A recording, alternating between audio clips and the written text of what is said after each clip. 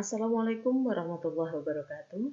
Bismillah, alhamdulillah, assalatu wassalamu rasulillah, la haula wala quwata illa billah.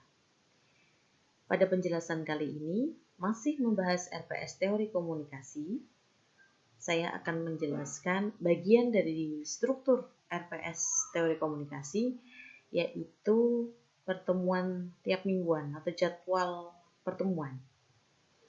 Ya, jadi perkuliahan kita terdiri dari 16 kali pertemuan yang di dalamnya sudah termasuk ujian tengah semester dan ujian akhir semester. Pada pertemuan pertama, sub CPMK atau sub capaian mata kuliah sebagai kemampuan akhir yang diharapkan, mahasiswa mampu membangun dan menyatakan kesepakatan tentang RPS dan kontrak perkuliahan teori komunikasi. Ini merupakan ramuan dari kompetensi kognitif 6, kemudian psikomotorik yang kelima, dan afeksi yang kelima. Jadi saya menggunakan taksonomi Bloom yang edisi revisi. Ya, apa itu? Yaitu penjelasannya panjang ya. Oke, baik. Jadi kemampuan akhirnya adalah membangun dan menyatakan kesepakatan tentang RPS dan kontrak perkuliahan. Maka dari itu, saya teman-teman ya, saya harus meminta kesepakatan RPS dan kontrak perkuliahan dari teman-teman. Dan teman-teman mahasiswa juga harus bisa menyatakan sepakat atau tidak dengan RPS yang saya desain serta kontrak perkuliahan yang sudah saya rumuskan. Bisa jadi atau mungkin sekali teman-teman merasa keberatan, kita diskusikan dulu, baru kemudian kita sepakati. Atau ada tambahan, ada pengurangan, bisa kita sepakati. Yang perlu teman-teman ketahui bahwa RPS yang saya desain ini sudah dibahas oleh berbagai forum penyusunan RPS ya.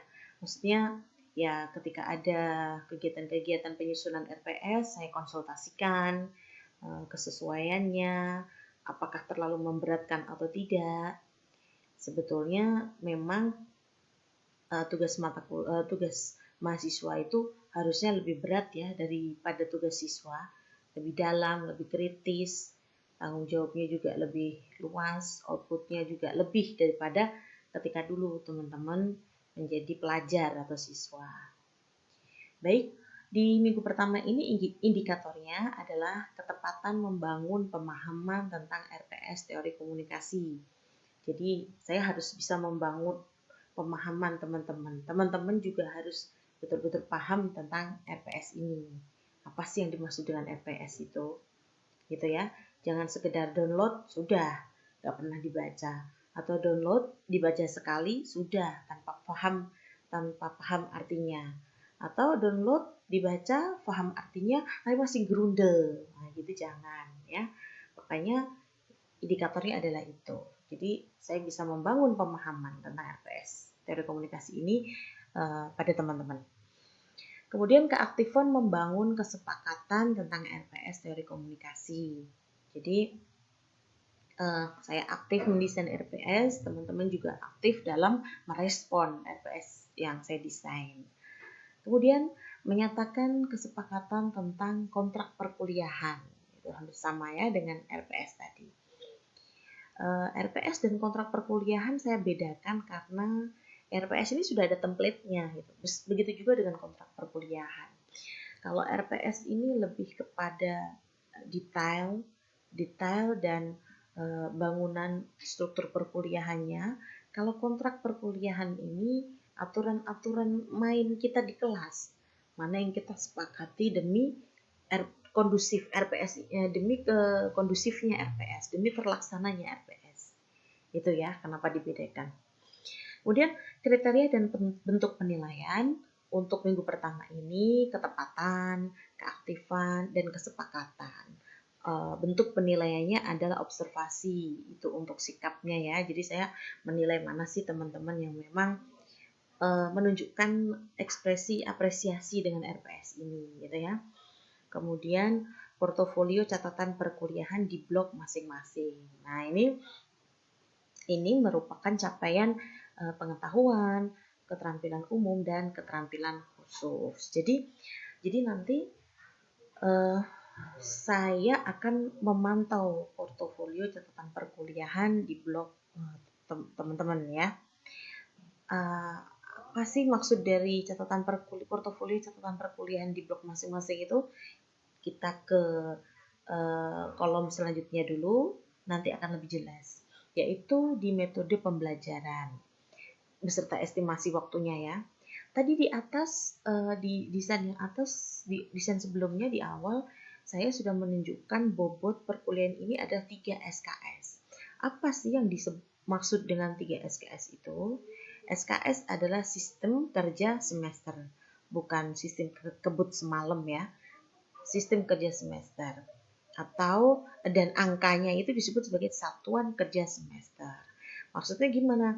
Maksudnya perkuliahan mahasiswa itu, aktivitas perkuliahan mahasiswa itu beda dengan pembelajaran ketika masih jadi pelajar. Aktivitas perkuliahan mahasiswa itu dilaksanakan satu mata kuliah itu selama 1 semester. Dan dalam 1 semester untuk mata kuliah tersebut, untuk suatu mata kuliah, itu dalam 1 minggu itu ada 3 unsur atau 3 variabel atau 3 komponen pendukung atau 3 hal yang harus ada dalam SKS ya, yaitu TM ya, BT dan BM. Yang pertama adalah TM, tatap muka. Tatap muka ketemu dengan dosen, baik itu secara tatap-tatapan atau berkomunikasi menggunakan media dengan dosen, ya itu TM. Intinya berkomunikasi dengan dosen. Dulu ketika kita tidak mengalami masa pandemi ini, tatap mukanya ya di kelas. Tapi karena pandemi ini, maka tatap mukanya bermedia atau menggunakan media, melalui media ya. Berapa lama sih tatap muka di kelas itu seharusnya untuk satu mata kuliah? Satu mata kuliah, satu SKS-nya untuk tatap muka adalah selama 50 menit. Kalau teori komunikasi berapa SKS? 3 SKS. Berarti satu mata kuliah, 3 SKS, dan 50 menit ini adalah satu SKS-nya. Ya, jadi kalau 3 SKS 150 menit kita tatap muka di kelas. Berapa lama? Berapa jam sih 150 menit itu? 2 jam 30 menit atau 2,5 jam tatap muka di kelas. Jadi kalau teori komunikasi kelas A3 KPI ini kan dimulai jam 12 ya, maka harusnya berakhir di pukul 2.30 gitu ya, 2.30. Nah kalau mulainya jam kayak tadi terlambat ya karena ada kendala server pertama kali ini di pertemuan pertama ini. Kalau terlambat gimana? Nah, misalnya dimulainya jam 2, berarti ya 150 menit. Ya, kalau untuk daring ya bisa kita kondisikan ya 150 menit, tapi jangan sampai mengganggu hak kelas berikutnya. Kalau kelas berikutnya itu sudah siap, sudah ready dan mau mulai, ya memang harus dihentikan, berarti kurang dari 150 menit. Iya, itu bisa ditambah nanti misalnya di hari berikutnya, di hari lain yang memang dosen dan mahasiswa bisa, gitu ya. Jadi gitu. Jadi kuliah dan diskusi kelasnya TM, tatap muka, 3 kali 50 menit ya. Nah, tiap minggu saya ada tugas. Kenapa begitu? Tugas ini nggak berat sebetulnya, hanya membiasakan saja. Nanti ketika teman-teman, bukan nanti ya, memang ini kan sudah dewasa, sudah bukan pelajar lagi. Tugas itu adalah rutinitas gitu. Apalagi jika sudah masuk ke dunia kerja, tugas itu yang memang rutinitas. Tugas itu bukan beban, ini memang pekerjaannya rutinitas gitu. Dan rutinitas itu harus dikerjakan, harus dilakukan. Sebetulnya nanti balik lagi ke teman-teman untuk memperkaya diri teman-teman. Kalau dosen sih nggak suka ngasih tugas karena nanti banyak koreksi, banyak evaluasi, banyak harus ngerekap waktunya. Tapi memang mau tidak mau ya, karena itu adalah bagian dari SKS. Tadi kan saya mengatakan ada 3 unsur dalam SKS itu. Pertama, tatap muka di kelas. Yang kedua apa? BT, belajar terstruktur, bukan BT gitu ya. Belajar terstruktur. Belajar terstruktur itu apa? Belajar terstruktur itu mengerjakan ya, tugas dari dosen. Itu sudah jadi komponen SKS itu. Jadi kalau ada, wah ini dosennya terlalu banyak ngasih tugas, masa tugas kok sampai tiap pertemuan tugas tiap minggu, ya itu bagian dari SKS, maksudnya gitu. Loh kok ada dosen yang nggak ngasih tugas? Ya seni dosen dalam membimbing mahasiswa beda-beda. Dosen punya kebijakan, punya standar, punya norma sendiri.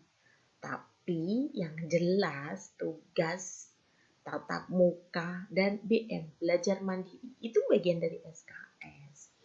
BM atau belajar mandiri adalah belajar sendiri, baca-baca buku sendiri, browsing-browsing sendiri ke perpustakaan, diskusi sama temen, nggak disuruh sama dosennya.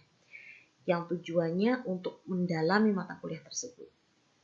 Dan itu sangat jarang sekali dilakukan oleh semua mahasiswa, paling 1001. Itu ya.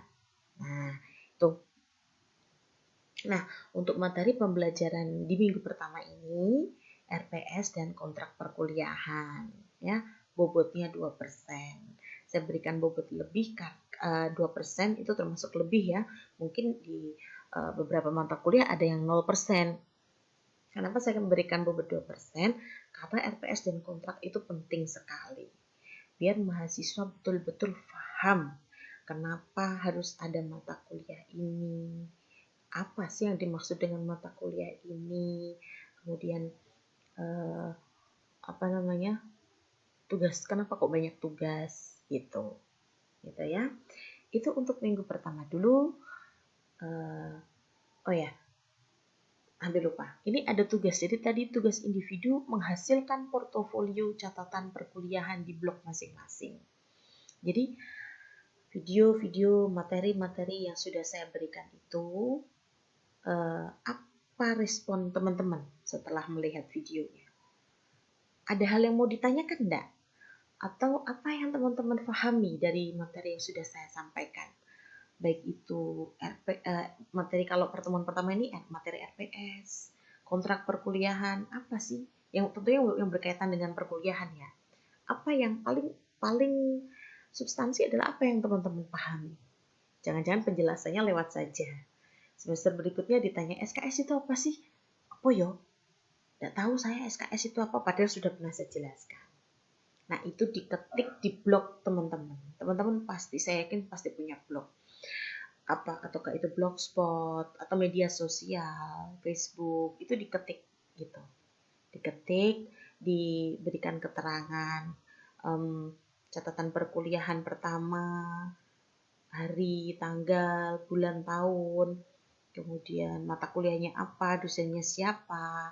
Jadi biar nama dosen dan nama mata kuliah itu teman-teman ingat. Banyak sekali mahasiswa yang lupa nama dosen dan nama mata kuliahnya. Itu ironis kan ya. Mau 1 semester berinteraksi masa lupa. Itu. Dan itu adalah catatan teman-teman. Daripada nyatet di kertas, besoknya kertasnya hilang atau kehujanan, rusak, catatlah di blog. Itu rekam jejak intelektual kalian. Dan itu teman-teman tidak perlu mikir kan, teman-teman cukup nonton videonya atau baca materi RPS ini apa sih, terus diketik, oh ternyata ini tuh RPS gitu, RPS adalah apa-apa gitu.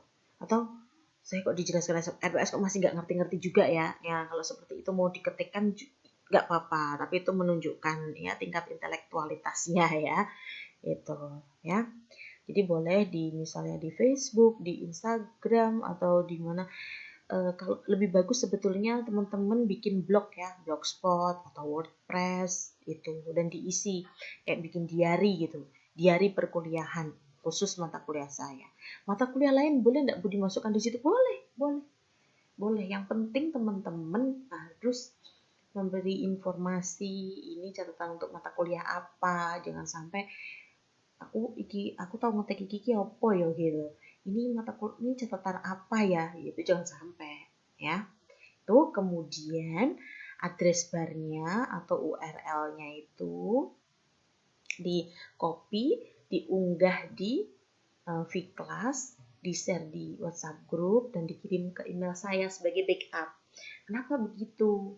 Bisa jadi apa yang teman-teman ketikkan itu menjadi informasi buat teman-teman yang lain yang pengen kepo buka, dan tentu yang jelas informasi buat saya, dan itu penilaian saya siapa yang sudah bikin.